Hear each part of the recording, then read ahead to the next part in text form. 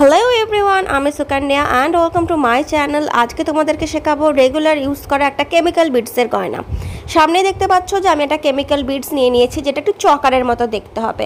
তার মধ্যে আমি ব্ল্যাক কর্ড ঢোকাচ্ছি। তোমরা যদি চাও তাহলে তোমরা জুটের যে সরু দড়িগুলো হয় সেগুলো নিতে পারো, উল নিতে পারো, অন্য যে কোনো রকমের সুতো নিতে পারো, ঠিক আছে। এবং এছাড়া আমি ম্যাচিং করা কতগুলো কটন বলস নিয়ে নিয়েছি। একটা সুন্দর চামচ নেব যেটাকে আমি গ্লু দিয়ে ওপরে আটকে নেব। আমার রেডি। কি পারপাসে হয়? রেগুলার ওয়াইজ, অর্থাৎ তোমরা যে ছোটোখাটো কাজে যাচ্ছ সেখানে যেরকম পেন্সিল চকার খুব উঠেছে এক্স্যাক্টলি সেই টাইপের এইরকম গয়না প্রচুর উঠেছে।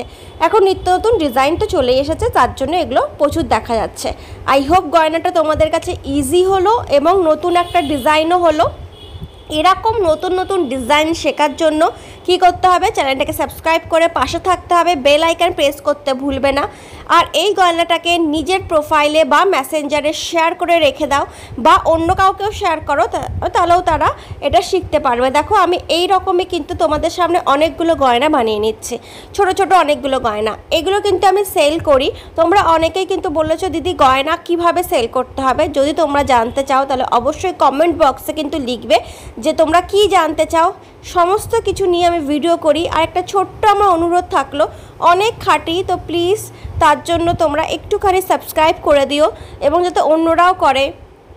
হ্যান্ডমেড জুয়েলারি বানাক না বানাক, কিছু শিখতে চাইলেও রেগুলার ওয়াইজ ছোটোখাটো জিনিস শেখার জন্য কিন্তু যেমন আমরা সেলাই করি না করি কিন্তু আমরা শিখি, রান্না করি না করি শিখি, এক্স্যাক্টলি সেই রকমই শেখার জন্য কিন্তু প্লিজ তোমরা সাবস্ক্রাইব করে পাশে থেকো। Thank you.